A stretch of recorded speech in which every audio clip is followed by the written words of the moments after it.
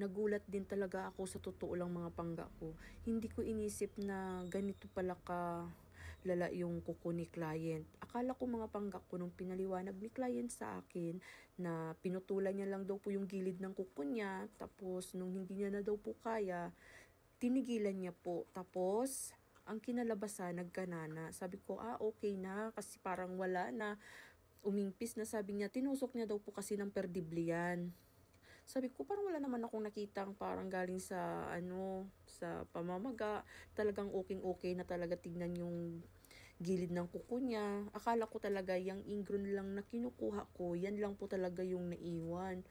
Naku mga pangga ko. Kaya nung natanggal ko pala yung ingron ni client, diyan ko po nakita pala talaga na sobrang sariwang-sariwa pa po yung loob, yung pinanggalingan ng pamamaga ng gilid ng kuko ni client.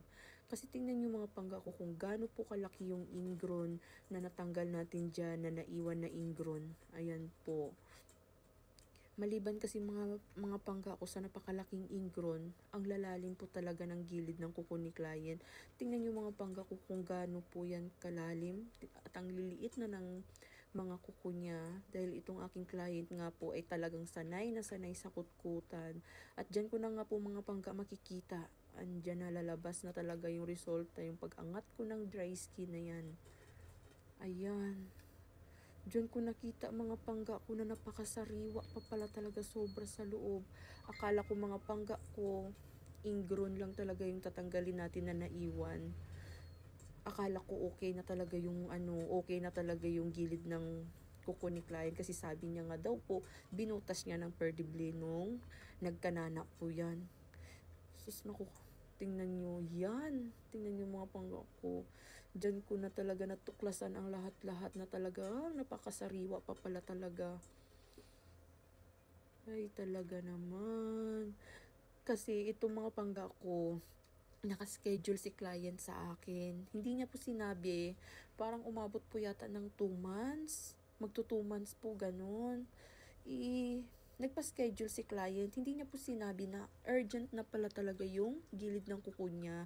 Kasi itong client ko, pangalawang balik niya na po.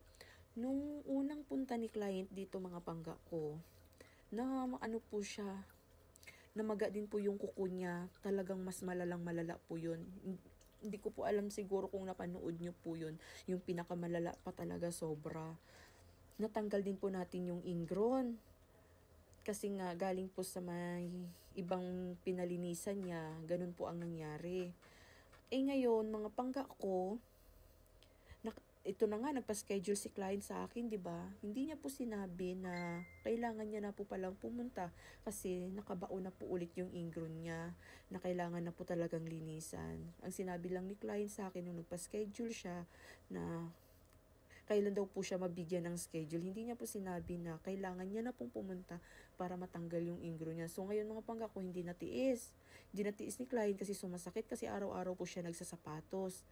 Pinakialaman niya po ngayon yung kuko niya mga pangga ko.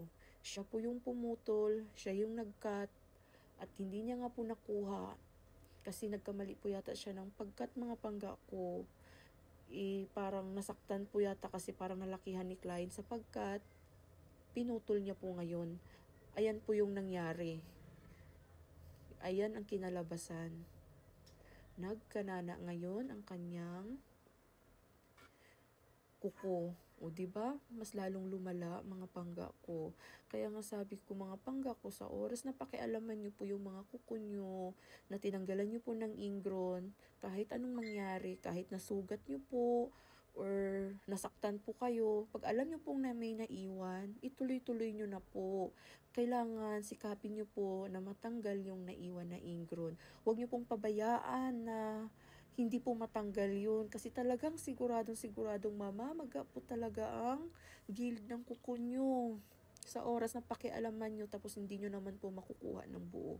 Ayan. Ito nga po yung kabilang lalaki ni client, yung kabilang side mga pangga ko. At ayun, hindi nga natiis ni client. Talagang dinampot niya yung lalaking ingron.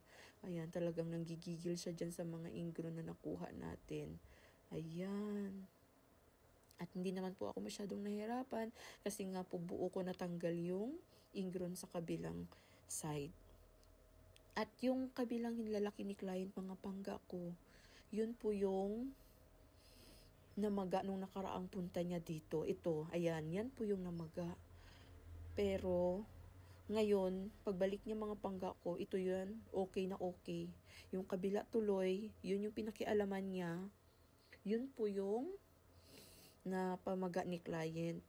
Ito mga pangga ko, medyo nakabaon lang po yung kuko dyan. Ayan, malalaking ingrown lang din po ang ating natanggal. Ayan. Pero napakabilis ko lang dyan mga pangga ko. Natanggal kasi nga. Hindi yan napakialaman ni client. Kaya buo natin natanggal yung mga ingrown at dry skin dyan. At hindi naman ganun kahirap. Ang problema talaga ni client mga pangga ko, ingrown lang naman talaga. Kasi yung, nako, kung makita nyo mga pangga ko kung gaano po kalalim yung mga gilid ng kuko niya. Ayan. 'Di ba?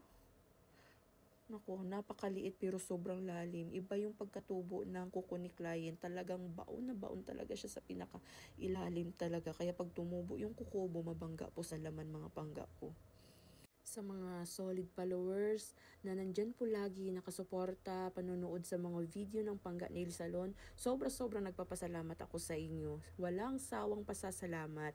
Kaya mga pangga ko sa mga maliligaw pa po dito, at pag nagustuhan nyo po yung aking video, huwag nyo po sanang kalimutan na i-follow ang aking page. Maraming salamat po sa palagi nyo pong pagsuporta. God bless po!